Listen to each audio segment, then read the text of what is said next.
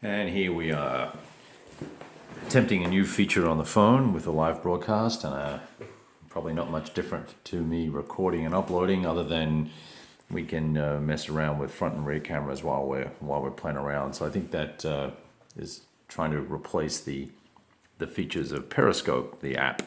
So what I thought I'd do today is have a look at Balkan Fury. It's the Second World War game system from Diffraction Entertainment, which I think it's John Bannerman is the name of the gentleman that designed the game. And it's a reboot, rewrite, reimagining of the Europa system. And when you read the rules, you'll immediately recognize many of the terms, the methodologies, and the processes that you go through when you play the game.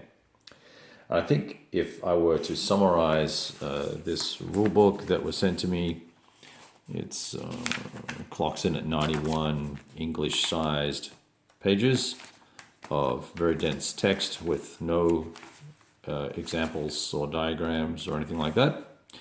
It is Europa streamlined, but Europa deepened in some core areas. So perhaps the naval battles look a lot more sophisticated and complex. The air war is certainly cleaner, but more detailed, and I think perhaps a little too much. The air war was very important in World War II, but this just might be a step too far, just based on my reading. If I was going to take anything away from this, I think that the supply and logistics rules are very well done. They look very interesting in that you're basically taking supply from the homeland or a sea location and pushing to a depot, and then there's ranges that allow you to facilitate supplying armies, then corps, and then forces going from there. Otherwise, organizations are dependent upon individual supply tokens that are held at the core level or somewhere along those lines. Like I said, brand new to this, haven't played it, read the rules, got the maps out, having a look at the counters. We'll see what we do. It'll maybe a couple of months actually before I do get to play it. But I wanted to give you a look at the components and talk a little bit about it. My general impression is that there's a significant amount of fractional math that's required to play the game. From my reading of the rules, I'm guessing anywhere between 3 and 6 calculations are required, and that may involve multiple die rolls, which, neither here nor there, but that's, you got to factor that into the equation. And that can be, and also the game turns out fairly interactive too, because of the way the air war is structured. I think that's a change, a slight change from the Europa system. Now, where am I coming at from this is probably going to be a key factor when you look at or listen to what I'm saying and look at the components. I started playing OCS before I started playing Europa. I've played 3 or 4 of the Europa modules, and in particular, I've played Merida Mercur and the Balkan Front from the Europa systems. I was very impressed with Merida Mercur because of the political rules and the fact that the game hinged on political success in terms of cities captured and things like that, versus just a straight up with the Balkan Front.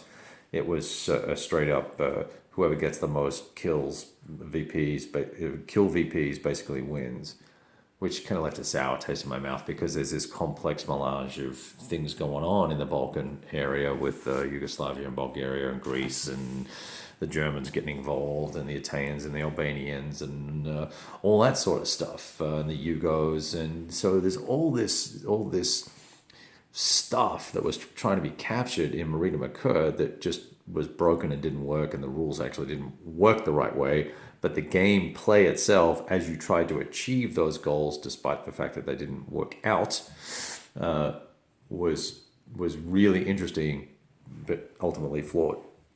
This system, I've yet really to kind of discern what the actual victory conditions are and are going to be. There's a lot of point tallying and things like that, but that's fine. And I think I probably want to leave off talking too much about the game system per se because I haven't played it yet, and it would be unfair to go into it. So let's have a look at some of the components that. So the thing I'm impressed with the most, first of all, sort of straight off the bat, the maps are pleasing to the eye. They are a decent quality of paper. They're almost like a thin cardstock versus a paper, I would say. So they're fairly robust, and they feel to me like they might have some sort of lamination on them, but I don't believe so. You can actually see, once again, it's one of the situations where maybe the guys from the original Europa, HRD or whatever they're called now, are right about porosity, but there is, you can see the cracks in the color where the maps have been folded, right? It's just kind of disappointing. GMT's got the same problem. Compass Games is probably the worst offender for that. But overall, nice maps. The counters are, these counters are as thin and flexy as the Tiny Battle Publishing Company, which I would say are 80s styles thin. And this is pretty thin. I can't tell you how many millimeters thick that is. Let me just see if I can get that there. But you can get a sense for that just given by the flexibility. The counters are pleasant enough to the eye. Pretty well, they're all well formatted and well centered and all that sort of good stuff. The offsets are great. There's 4 counter sheets in this particular game. This is a $56 purchase in a Ziploc bag. 4 counter sheets, a big bulky, heavy, plain paper rule book that's hole punched, and then there's the the typical order of battle thing that has all the scenarios and stuff in it. That's standard fare for the Europa style system. There is 20 odd pages of charts, and funnily enough, some of the things that I thought should be in here that you could summarize. For instance, when you look at the rules, there's areas in here where a table would have sufficed to tell me what the hell's going on, maybe with not stacking points per se, but where's the air war? So look, here's all the naval types of ships. It would have been cool to have a little chart with some of the features of these escort carriers, escort carrier fleet training ships, heavy cruisers with 8-inch guns or above, light cruisers with 6-inch guns or above. There's just a lot of stuff in here that could have been slapped into a table, and you could save yourself 2 pages of rules. And you can see this is pretty. Goes on and on and on here. So there's that, and there's a couple of nice charts here. You can see giving you some nationality indicators. Then and these are basically paper, like heavy stock paper. Counter descriptions, all the different unit types that can occur in the game, and generics and things like that. Let's see. One thing I do like here is that we've stepped away from the obsession with the flak units and the massive amounts of independent artillery units, and flak has been incorporated into some of the infantry units. So if you scan and look, let's see if we can find the Germans here. And you can see you've got icons for the aircraft. Let me just find this AA, and I'll tell you about the aircraft, about the air war. There's a little bit of interesting stuff there. Somewhere in here, there's factors that represent AA on different types of units. There's also AA units that perhaps they're mobile, or perhaps they're what you call mechanized, as the case may be. But overall, not too many ARTI units that you have to shuffle around and manage. Not too many engineering units you have to shuffle around and manage. And certainly not having to deal with all that AA bullshit that was one of the drags of of the Europa system, where you just had hundreds of counters that were strength of 1, and you basically had to pull them around with the rest of your army that you were trying to treat them as integrated units. The air war is broken into tactical, operational, and strategic elements. So there is some, when we're talking about getting down into some more detail, that's part of what the extra detail is this strategic bombing and operational stuff, and then of course the tactical support, the CAS. So I thought I saw online that Amiga Games was distributing the product in the US. Had a quick chat with a chap from there, whose name's not on here, and I forget your name, my friend. I'm so sorry for not remembering. But he sent me a complimentary pack of his play aids, which summarize the game rules, as you can see here. Now, a lot of this is the naval game. There's ground combat, partisans, more chart on ground movement, on rail movement. It's pretty well laid out. I was looking for some of the summary things that I had previously mentioned to you. I'm not sure. I mean, these are very useful, I think. Order of play, air operations, air missions, airborne operations, naval units. As you can see, there's naval supply, and then there's naval operations and naval spotting. And, at some point, I think a game. So this is very helpful, but it wasn't what I was looking for. I was looking for charts that summarize some of the specific actions that would have a lot of factors allocated to them.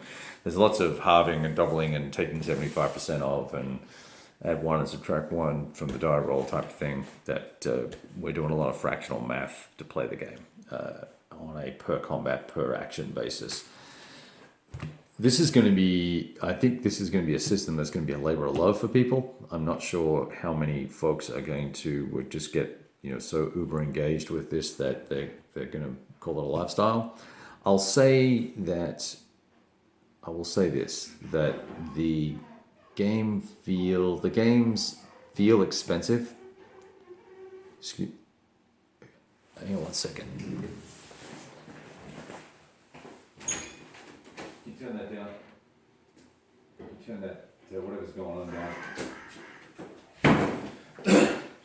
My son's online playing a game, and there's a lot of background noise in his game. Okay, where was I? Lifestyle. So expensive, $300-$400 for some of the bigger games. The Singapore scenario that just came out, $350 odd, and it's 2,500 counters, I think. A lot of maps. This is a map. These maps are overlaid on each other. So let me show you what the deal is here. So there's the map edge here, right? So that's the map. Each map is this big.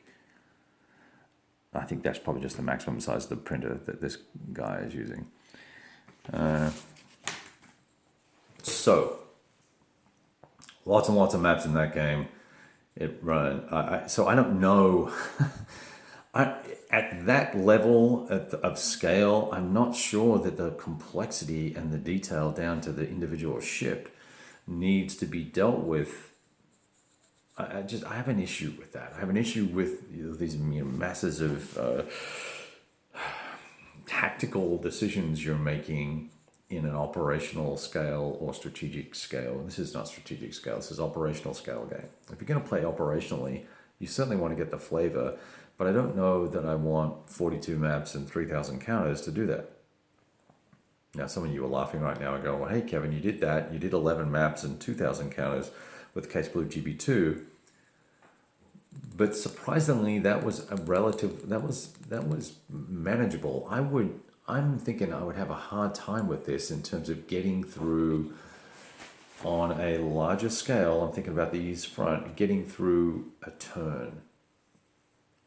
Just as I was talking about De Velta Creek yesterday, I would have a hard time getting through a Western Front turn. It's a massive, massive grind to get through. And I think that there are so many actions per transaction that you're executing on the map that it defeats the purpose. Whereas with something like OCS, there are many, many, many transactions, but each one's relatively straightforward to execute on. Does that make sense in terms of the difference that I'm trying to allude to there? That, and combined with the 90 odd pages of rules that I am sure you're going to have to refer to on a very regular basis, or dig back into these charts on a regular basis and these charts are great, by the way, but there's just so many of them that you're going to spend just as much time flipping through these. You may as well go to the rules. So it'll be interesting to see how this plays. I'm going to see if I can find a smaller scenario to start with, and I'm going to try and avoid the naval war, because I am thinking that is overkill. I don't care about whether a ship has 6-inch guns or 8-inch guns in the grand scheme of things. What I care about is how do I capture Yugoslavia and Greece and push the British out and destroy this section of the theater, so that I can move on into the Eastern Front as the German player. And as the Allies, how can I make it as painful for the Germans for that to happen? So that's I guess it's become more of it's a pre-review, isn't it? It's kind of not, makes it sound like it sucks, but it doesn't suck. It just looks like it's going to be a heavy, involved game, and it's not going to be for everybody, number one. Number two, I think the price point for the quality of the components, particularly for the counters, is off base. And we know it's off base. Well, we know why it's off base. It's because of volume. This guy's a small independent publisher, and this is clearly a passion, and I respect that. If you're into big operational games, you should go out and buy it and give it a try. So it's $54 in a Ziploc bag, or 56 or something like that, and it's probably well worth the money if you want to invest the time and effort into the system and keep it as some form of lifestyle game. I have 300 and something other games that I need to play as well. We'll give this little guy a little run at it. We'll play some turns, see how we feel about it, and if it's fabulous, we'll play some more. And if it's not fabulous, then you'll probably see it off for sale. I'm still looking for that perfect large-scale operational World War II system that will allow us to play and engage in the the decision making. I guess at the theater level here is what we're dealing with, or front level. Excuse me. And I think I'm going to choke online live. Still looking for that game. So let's see what happens. I think I need to sign off because I'm about to choke. All right, guys, we'll talk to you soon.